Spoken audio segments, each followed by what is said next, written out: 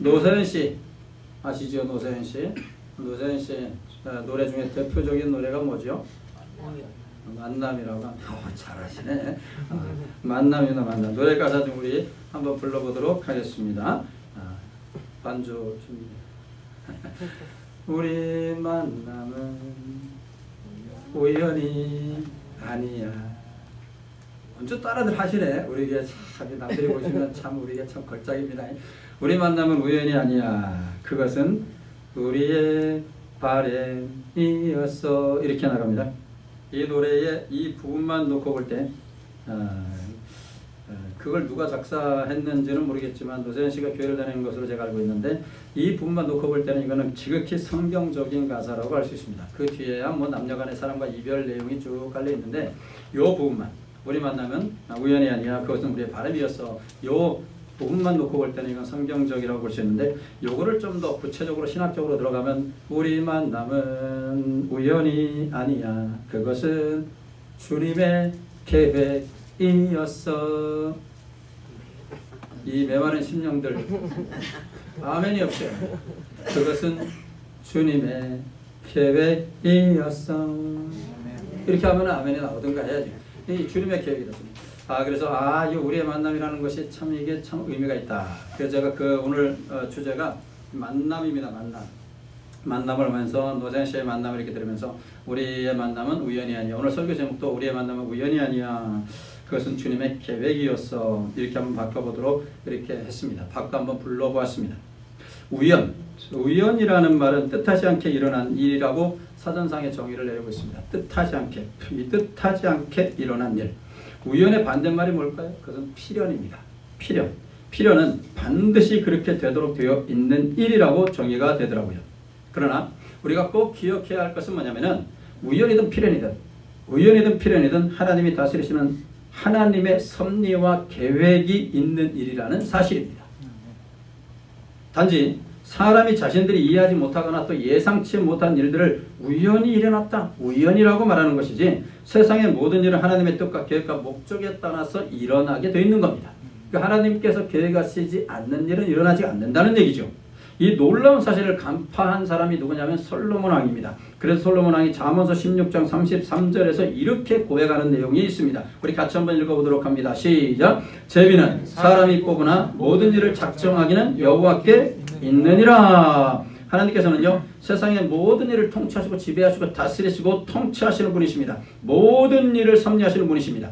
자연현상이든 역사적 사건이든 또한 우리 개인의 삶에서 일어나는 모든 일도 결국에는 하나님의 주권 아래서 일어나는 것입니다. 우연이란 말은 그러니까 없다는 것이죠. 우리가 겪는 환난과 고난조차도 하나님의 주권 아래 있고 그 이해할 수 없는 환난과 고난을 통해서 하나님께서는 하나님의 뜻을 이루어 가신다는 것을 굳게 믿어야 됩니다. 우리가 환난과 고난과 어려움과 시련이 우리에게 배울 때에 우리는 잘 이해하지 못해요. 우리에게 왜 이런 일이 일어났을까? 나에게 왜 하나님께서 이런 일을 주실까? 이해하지 못해요. 그러나 그 가운데서도 하나님의 뜻이 이루어져 가고 있다는 사실입니다. 이게 여러분 우리 개혁주의 신학의 핵심이에요. 그 가운데서도 하나님의 계획이 이루어져 가고 있다는 거예요. 그 가운데서도 말입니다. 그러므로 만남이라는 것도 역시 우연이 아닙니다. 만남이라는 것도 우연이 아닙니다. 룻기서에서 우리는 이 사실을 분명하게 발견할 수 있습니다. 룻기서 2장 1절에 3절입니다. 우리 같이 한번 읽어보도록 하겠습니다. 같이 읽습니다. 나오미의 남편 엘리멜렉의 친족으로 유력한 자가 있으니 그의 이름은 보아스더라. 모압 여인 룻이 나오미에게 이르되 원하건대 내가 파스로 가서 내가 누구에게 은혜를 입으면 그를 따라서 이삭을 주겠나이다 하니 나오미가 그에게 이르되 내 딸아 갈시오다 하매 룻이 가서 베는 자를 따라 밭에서 이삭을 줍는데 우연히 엘리멜렉의 친족 보아스에게 속한 밭에 이르렀더라. 이렇게 말하고 있어요. 지금 그 룻기서에 대한 전체적인 스토리는 우리가 잘 알고 있지 않습니까? 룻. 모든 제가 늘 룻에 대해 설명할 때 모든 며느리들의 공공의 적, 그죠? 모든 며느리들의 공공의 적, 나오미는 모든 시어머니들의 공공의 적. 너무나 며느리한테 잘하고 며느리 룻은 또 너무나 시어머니한테 잘하고 남편도 없는데 가장 시어머니 쫓아가지고서 이 모압의 이방 여인인데도 불구하고 어머니를 쫓아서 어머니의 고향으로 가지 않습니까? 얼마나 대단한 사람입니까? 그 어머니가 늙어가지고서 이제는 봉양할 수, 이제는 뭘 활동을 할 수 없으니까 그 어머니를 먹여 살리기 위해서 그냥 여성의 몸으로 나가가지고서 그야말로 이삭을 줍는, 경제활동을 할 수가 없으니까 이삭을 줍는 이러한 사람이 누굽니까? 룻 아닙니까? 그래서 모든 며느리들의 공공의 적이 이 룻이라고 하지 않습니까? 너무너무 잘하니까. 너무너무 잘하니까. 근데 이 룻이 나오미에게 말을 하는 것이죠. 어머니, 제가 이삭을 주우러 갔다 오겠습니다. 근데 거기서요, 오늘 말씀해 보니까 우연히 보아스의 밭에 갔다. 룻께서는 이렇게 기록하고 있습니다. 우연히 보아스의 밭에 갔다. 의도적이지 않았다는 것을 지금 말해주는 것이죠. 그러나 하나님은요, 이 과정 속에서 룻을 위한 보아스와 룻의 만남의 섭리를 지금 만들어가고 있다는 것을 우리가 발견할 수가 있는 것입니다. 보아스를 만나게 하신 하나님, 룻을 만나게 하신, 이 둘을 만나게 하신 하나님이다라는 얘기. 그래서 우리의 만남은 우연이 아니야, 그것은 우리의 바람이었어가 아니고, 우리 만남은 우연이 아니야, 그것은 주님의 계획이었어라는 말이 맞다는 얘기입니다. 하나님의 계획하심과 하나님의 섭리하심으로 인한 만남 중 여러분 가장 중요한 만남이 있습니다. 아마도 우리 인생에서 가장 중요한 만남이 아닌가 싶습니다. 바로 가정공동체의 만남이고 예수님과의 만남입니다. 왜냐하면 왜 제가 이 가정공동체와 예수의 만남이라는 것은 그 교회공동체거든요. 교회공동체 속에서 예수님을 만나게 되니까 말입니다. 이 가정공동체와 교회공동체, 그 예수님의 만남, 가정공동체와 교회를 주님이 세우셨거든요. 우리 하나님께서 이 땅에 이 지상에서 세우신 두 기관이 있는데 가정공동체와 교회공동체. 가정공동체가 무너지니까 교회공동체를 통해서 가정을 살리고, 교회공동체를 살리기 위해서는 또 가정공동체가 잘 돼야 되고, 상호 보완적입니다. 상호작용이 이루어져야 됩니다. 그래서 가정공동체와 교회공동체를 우리 주님께서는 친히 세워주셨다는 얘기입니다. 창세기 2장 24절에 이렇게 되어 있습니다. 남자가 부모를 떠나 그의 아내와 합하여 둘이 한 몸을 이룰 때 가정을 세우셨잖아요. 우리 주님께서 가정을 세우셨어요. 마태복음 16장 18절에 보시면 이 반석 위에 내 교회를 세우리. 베드로의 신앙 고백을 듣고 예수님께서 하시는 말씀이 내가 이 반석 위에 내 교회를 세운다고 하셨어요. 이 반석 위에 내 교회를 세운다. 교회를 세우셨어요. 그러니까 우리 주님께서는 이 땅의 모든 많은 공동체 속에서도 특별히 가정공동체와 교회공동체를 세우셨다는 것입니다. 가정공동체의 만남, 이거는 너무나도 중요합니다. 가정공동체는요, 부모와 자녀의 만남이라고 할 수가 있습니다. 또한 부부의 만남을 의미하는 것입니다. 왜냐하면 부모와 자녀 또 부부의 만남을 통해서 이 하나님의 섭리와 뜻에 따라서 가정공동체가 형성이 되기 때문에 그렇습니다. 그래서 가정공동체에서 부모 자식으로 만나고 부부로의 만남을 소중히 우리는 생각하실 필요가 있습니다. 여러분, 부모와 자식 간의 만남, 이 얼마나 기적 가운데 기적입니까? 그죠? 부모가 돈이 없다고, 능력이 없다고 부모를 없인 여기는 그런 못된 놈들이 많은데 하나님이 기뻐하지 않습니다. 하나님이 원치 않습니다. 흔히 사람들은 부모를 잘 만나야 한다고 말을 합니다.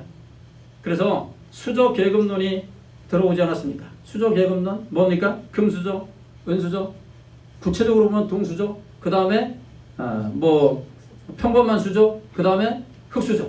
5단계랍니다. 여러분 3단계밖에 모릅니까? 나는 5단계까지 합니다.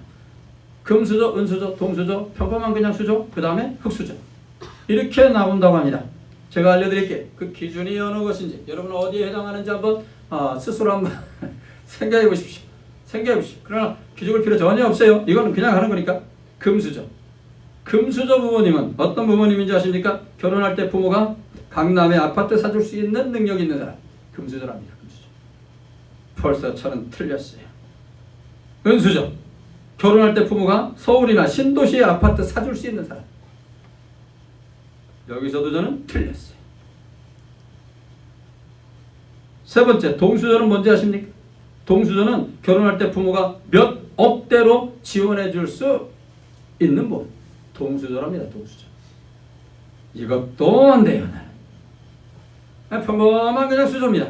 그 수저가 뭔지 아십니까? 부모가 자녀한테 폐를 안 끼치면 된다는 거예요. 이게 평범한 수저랍니다. 나는 폐를 끼칠 것 같은데. 흑수저는 뭐냐면은 취업하고 부모한테 용돈 줘야 함. 근데 효 차원에서 드리는 건 제외. 효 차원에서 드리는 건 제외되고 부모를 책임져 돈이 없어가지고 이게 흑수저랍니다. 흑수저. 여러분은 어디에 해당되십니까? 수저계급론. 제가 붙여봤어요. 수저계급론이라고. 수저계급론이라는 말은 사실 없어요. 근데 수저계급론이라는 말을 제가 한번 붙여봤어요. 수저를 이렇게 자꾸 나누니까 수저계급론이다. 이렇게 한번 생각해봤어요.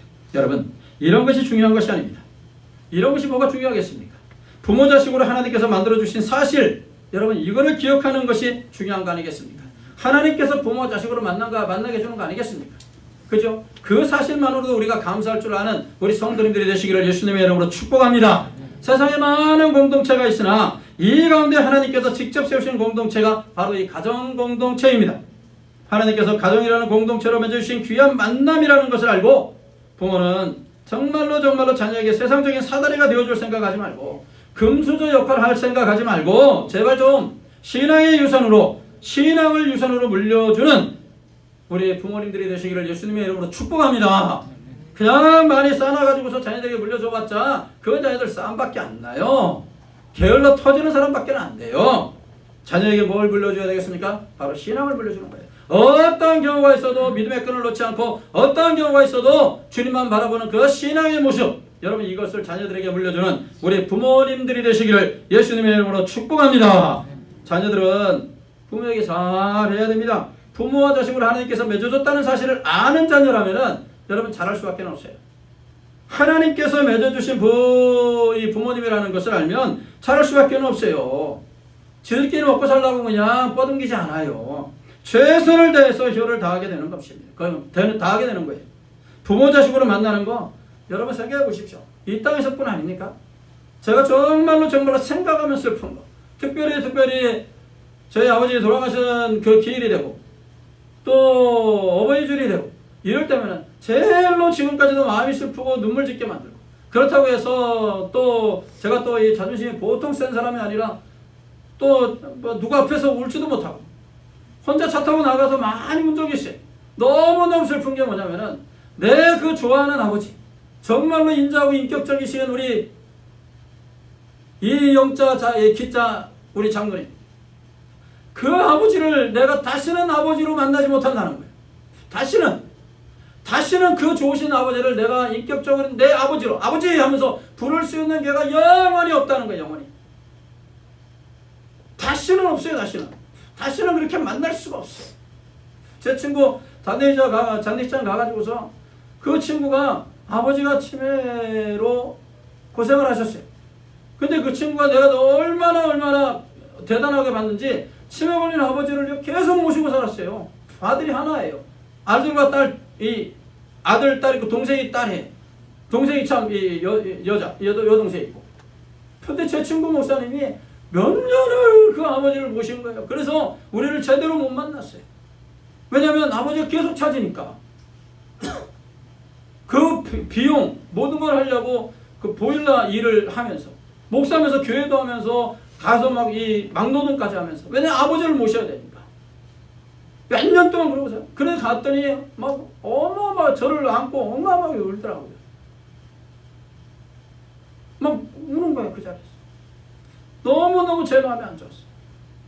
82세.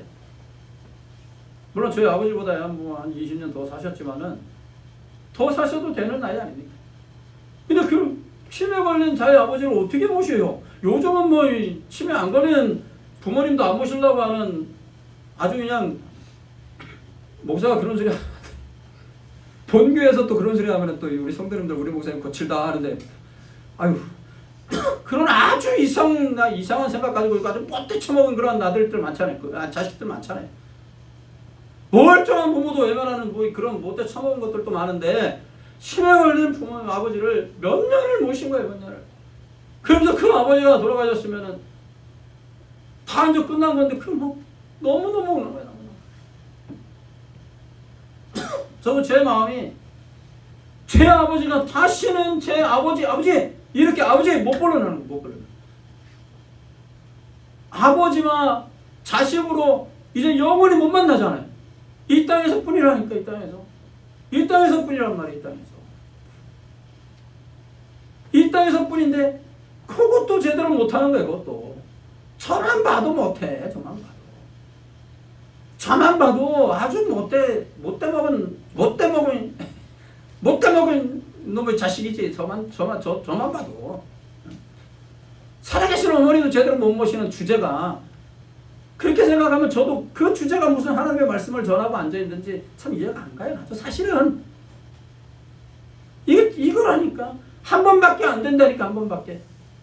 다시는 엄마라고 못 불러. 다시는 아버지라고 못 불러요. 이 땅에서뿐이야. 이 땅에서뿐. 그러니까 하나님이 그렇게 부모 자식으로 만남을 허락하신 거예요. 그것이 이 땅에서 아무리 길어봤자 100년밖에 안 된다니까.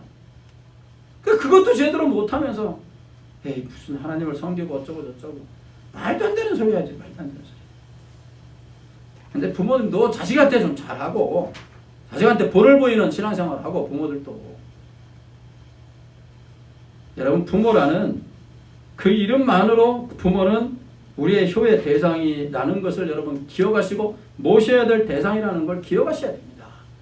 금수저도 아니고 흑수저도 아니고 동수저도 아니고, 수저 계급론으로 따지면은 저는 어떻게 살으라고. 목사가 뭐가 있다고. 아무것도 없잖아요. 어떻게 살으라고. 나는 내 자녀에게 물려줄 수 있는 게 아무것도 없어요. 아무것도 없어요. 그저 믿음대로 살아라. 아주 그냥 믿음을 죽을 때까지 지켜야 된다. 거룩한 질 목숨 걸고 지켜. 회사 잘리는 애 있어도 지켜라. 저는 그거를 강조하니까. 잘리면 잘리는 거지. 이러면 이래버리니까. 그 정도 각오하고 신앙생활에 이것만 그냥 물려주는 거예요. 그러면 나는 믿고 있어. 내가 금수저 아니면 어때? 우리 하나님이 금수저인데. 지금 아무 생각 없는 우리 성도들, 내가 금수저 아니면 어때? 하나님이 금수저인데. 그러면 되는 거 아니에요? 그 하나님께서, 온 우주 만물의 왕이신 하나님께서 우리의 자녀의 손을 끌고 가시면 끝나는 거 아니에요? 우리 자녀의 앞길을 열어주시면 되는 거 아니에요? 부모가 뭐 많이 있다고 전능하신 하나님과 비교가 되겠습니까? 말도 안 되는 소리죠. 하나님께서 우리 자녀들을 끌고 가면 되는 거예요. 그럼 그 자녀들의 앞길은 탄탄들의 길로 열릴 줄로 믿습니다. 홍해가 갈라지는 역사가 여러분의 자녀의 앞날에 있을 줄로 믿습니다. 바로 그런 게 여러분, 이것이 바로 하나님의 주권을 인정하는 삶이라고 할 수 있습니다. 이게 바로 하나님의 주권을 인정하는 거예요. 하나님의 주권을.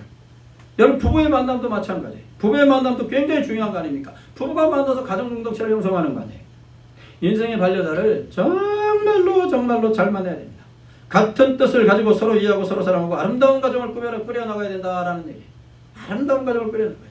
정말로 하나님이 원하시는 가정, 하나님이 기뻐하시는 가정, 하나님이 주인된 가정, 하나님의 영광을 어떻게 하면 드러낼까? 여러분, 이거를 늘 고심하면서 방향을 그쪽으로 잡는 그러한 가정공동체, 그러한 부부가 되셔야 된다라는 얘기예요. 이것이 바로 하나님께서 우리를 만나게 주신, 남녀를 만나게 해주셔서 가정공동체를 이루게 하신 하나님의 주권을 인정하는 삶이라고 할 수가 있습니다.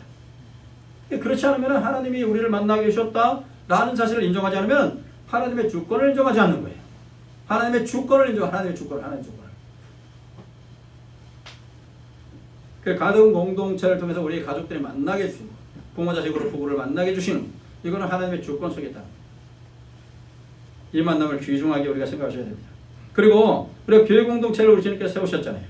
즉 우리 인생에서 가장 중요한 만남, 어떻게 보면은 부부의 만남, 부모 자식 간의 만남보다 더 중요한 것은 바로 예수님과의 만남이라는 거예요.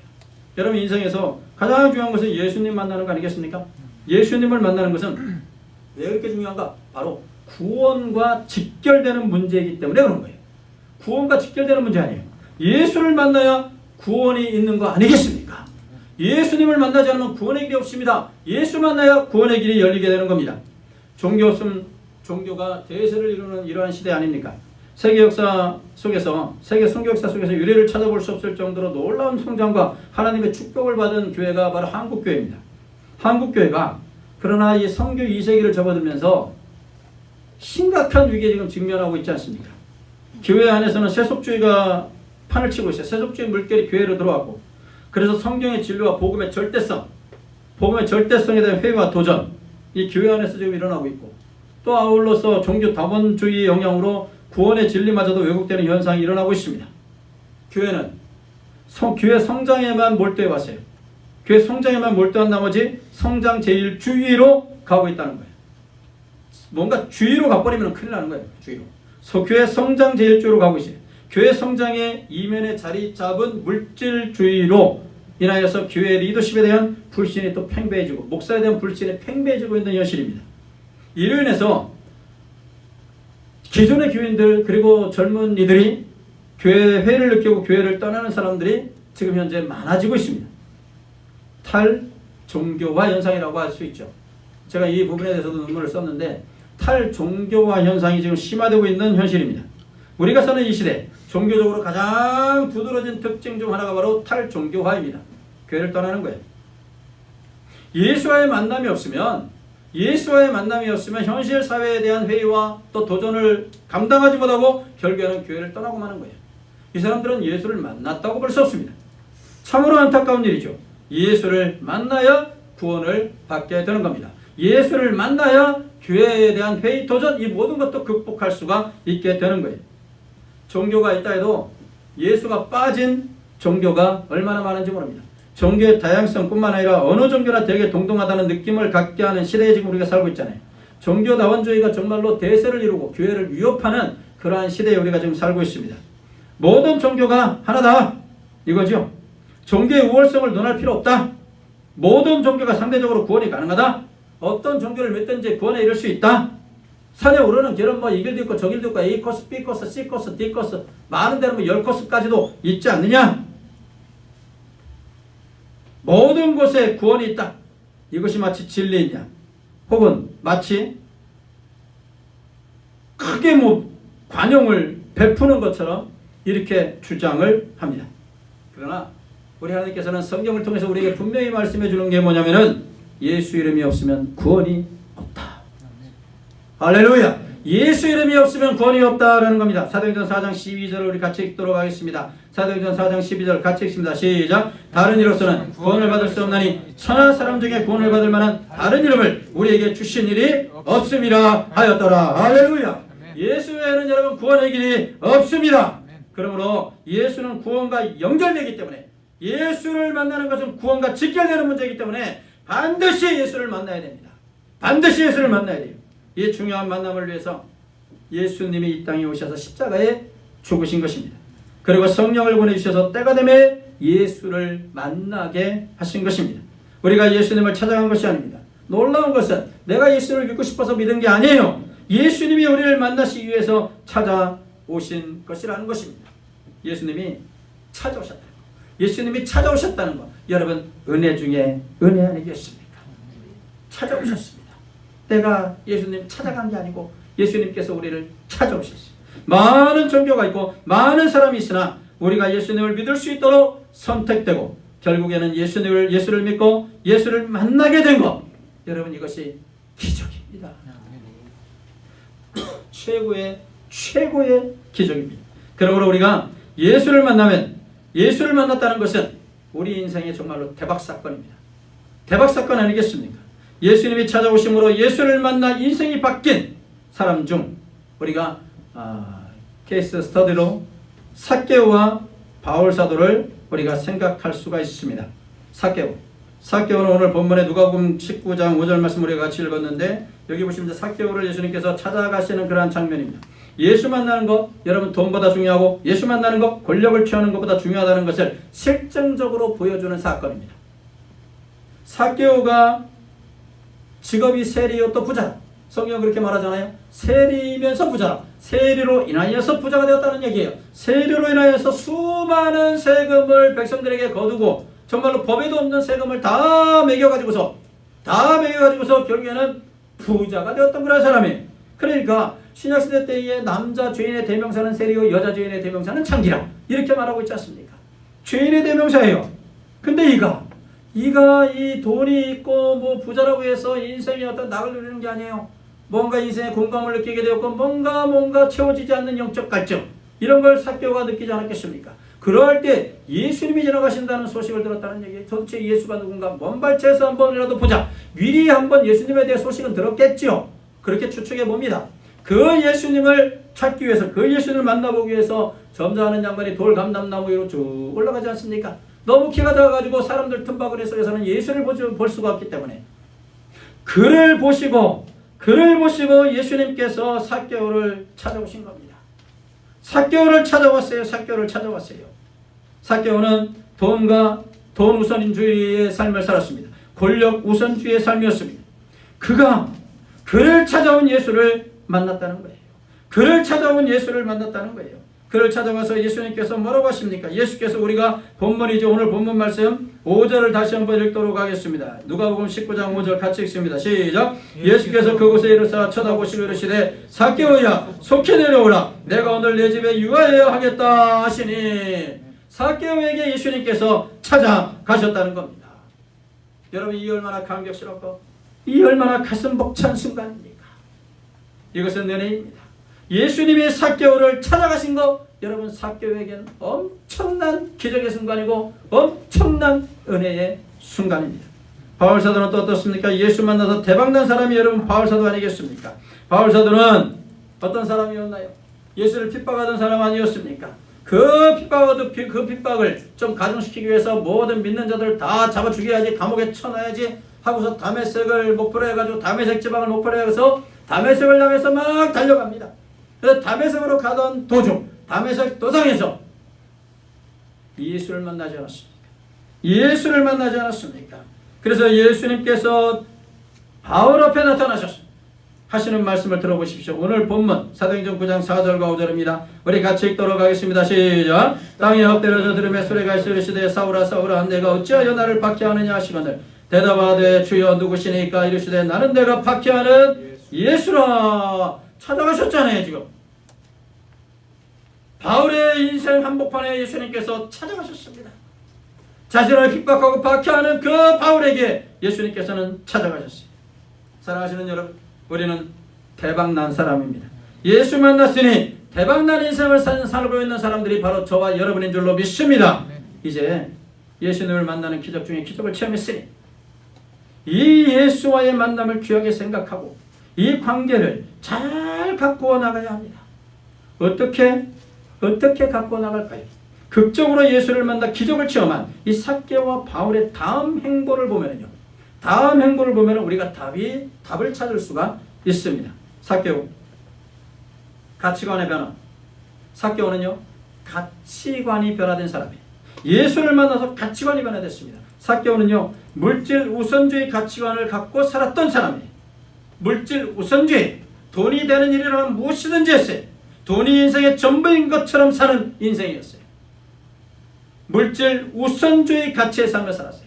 사랑하시는 여러분, 우리가 예수를 만나서 대박난 인생을 살고 있다면 우리의 가치관도 변화가 되어야 될 줄로 믿습니다. 우리의 가치관도 바뀌어야 돼요. 물질 우선주의 가치관에서 우리가 바뀌어야 돼요. 물질 우선주의 가치를 버려야 됩니다. 물질 우선주의 가치를 버리고 주님을 쫓아가야 됩니다. 바로 삭개오처럼 말입니다. 예수 만난 후에 그의 행동을 보십시오. 누가복음 19장 8절 우리 같이 한번 읽어보겠습니다. 누가복음 19장 8절 같이 읽습니다. 시작. 삭개오가 서서 주께 여짜오되 주여 보시옵소서 내 수의 절반을 가난한 자들에게 주겠사오며 만일 누구의 것을 속여 빼앗은 일이 있으면 네 갑절이나 갚겠나이다. 지금 물질 우선주의 가치관, 물질 만능주의 가치관, 이 가치관이 그대로 가지고 있었다면, 예수를 만나게 됐는데 이 가치관을 그대로 가지고 있었다면 이런 말 못하지요. 근데 가치관이 변화되어 버렸어요. 물질 제일주의 가치관에서 이제 변화됐어요. 내 재산의 반을 가난한 자들에게 나눠주겠습니다. 내가 혹시라도 다른 사람들에게 뭔가 사기쳐가지고 뭔가 속여가지고서 재산을 축적했다면 그 하나하나를 계산해가지고 4배를 내가 갚겠나이다. 이게 지금 삭개오의 입에서 나올 수 있는 말이었습니까? 예수를 만나니까 그 다음 스텝이 완전히 바뀌어지는 거예요. 다음의 인생이 완전히 바뀌어지는 거예요. 여러분, 우리가 예수를 만나면 물질, 돈에 대한 생각이 달라지게 되는 것입니다. 내가 예수를 만났습니까? 아직도 물질 우선주의 삶을 살았다면 예수를 만난 게 아니에요. 예수를 만난 사람은요, 물질에 대한, 돈에 대한 생각이 달라집니다. 필요 이상으로 돈을 보지 않습니다. 필요 이상으로 돈을 생각하지 않습니다. 하나님 위해서 사용할 줄 아는 인생을 살게 되는 것입니다. 이게 가치관이 변화되는 거예요. 그저 그냥 내 거야, 내 거야, 내 거야, 내가 벌었으니까, 내가 피 땀 흘려 버렸으니까, 내가 땀방울 흘려가면서 벌었으니까, 내 주머니에 있으니까 이거는 내 거야. 그게 아니고 예수를 만났으면 이전에 이 물질이 정말 하나님을 위해서 사용되기를 원하나이다. 가치관이 변화되는 거예요. 가치관이 완전히 변화되는 겁니다. 이 사개오가 그렇게 됐다는 얘기. 우리가 이렇게 살아야 돼요. 예수를 만나서 정말로 대박난 인생을 우리가 살고 있다면 우리의 인생도 이렇게 바뀌어져야 된다는 얘기예요. 바울은 어떻습니까? 바울 역시요. 여러분 가치관의 변화를 경험했습니다. 바울은 어떤 사람이에요? 율법 중시 사고. 즉 율법을 최고의 가치로 여겼어요. 최고의 가치로 여긴 바울. 이제 예수가 인생의 전부가 되었습니다. 예수가 인생의 전부가 되었어요. 내가 가지고 있었던 모든 최고의 가치들, 가문, 학벌, 부유함, 혈통 다 배설물로 여기노라. 다 쓰레기처럼 버리리라. 내 인생의 최고의 가치는 이제 예수뿐이라는 것입니다. 이렇게 바뀌어버렸어요. 자신을 만나신 예수를 전하는 삶을 최고의 가치로 여기게 되었다는 것입니다. 복음 우선주의, 복음 전파, 우선주의 가치로 변화가 되었습니다. 여러분의 탑 프라이어리티는 뭡니까? 우선 가치가, 최우선순위가 뭡니까? 여러분의 최우선순위가 뭡니까? 우리가 이 땅에 지금 살고 있는 이유는요, 여러분 복음 전파를 위해서 살고 있음을 여러분 기억하시고 믿으시기를 예수님의 이름으로 축원합니다. 우리는 복음 전파를 위해서 지금 이 땅에 살고 있는 거예요. 복음을 전하기 위해 살고 있는 거예요. 우리를 왜 이 땅에 우리 주님께서 남겨놓으시겠습니까? 여러분 우리가 좀 이렇게 바뀌어야 됩니다. 우리의 사고 체계가 좀 바뀌어야 됩니다. 예수를 만났으면 바뀌어야 됩니다. 바울사도처럼 바뀌어야 됩니다. 바울사도 자신이 가지고 있는 모든 것이 최고인 것처럼 생각했으나 예수를 만난 뒤에는 복음 전파의 삶을 살았어요. 그게 예수 만난 사람의 다음 행보예요. 우리 성도님들께서도 예수를 만나 대박난 인생을 살고 있다면 그 다음에 우리의 삶은 복음 전파의 삶이 되셔야 된다라는 얘기. 여러분의 가정에서 복음을 전해야 되고, 여러분의 직장에서 복음을 전해야 되고, 무슨 일을 하든지 하나님의 나라를 확장하는 일에 쓰임받는 그러한 일을 하셔야 될 줄로 믿습니다. 이게 복음 전파의 삶이에요. 예수 만나면 이렇게 변화되는 거예요. 가치관이 변화돼요. 내가 이제 최고의 내 인생의 최고의 가치는 예수. 그 예수님이 나를 만나신 그 놀라운 사건을 전하는 것. 이게 최고의 가치가 되는 것입니다. 삭개오와 바울은 예수 만나는 기적을 체험하고 남은 인생을 감격 속에서 정말로 주를 위해서만 살았습니다. 사랑하시는 성도 여러분, 우리는 예수님을 만나서 예수님을 믿게 된 기적을 체험했습니다. 그리고 지금도 하나님의 사랑과 은혜를 경험하고 사는 기적을 체험하고 있습니다.